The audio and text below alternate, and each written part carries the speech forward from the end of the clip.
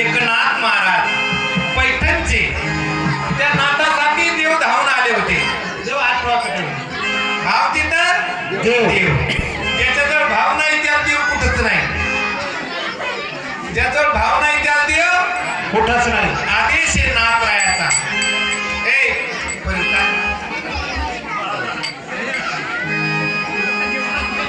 कसा धावून आला होता देव.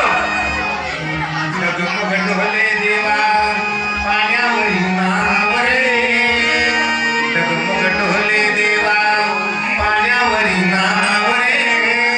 आज आपले म्हातारे म्हातारे महिला मंडळ, पुरुष मंडळ, तरुण मंडळ, तुम्ही भारुडासाठी आलात. भारुड म्हणजे प्रबोधन असते, चिंतन असते. नाथरायाचं भारुड आदेश आहे.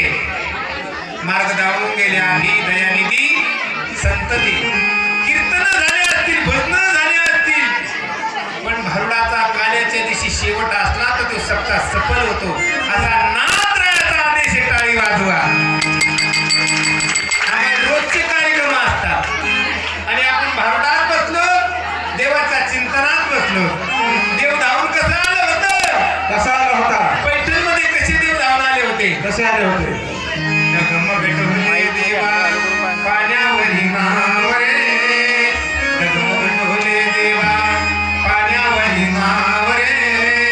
पंढरीच्या पांडुरंगा बिगी बिगी धाम, पंढरीच्या पांडुरंगा बिगी बिगी धाम, पंढरीच्या पांडुरंगा बिगी बिगी धाम, पंढरीच्या पांडुरंगा बिगी बिगी धाम. पंढरीच्या पांडुरंगा बिगी बिगी धाम, पंढरीच्या पांडुरंगा बिगी बिगी धाम.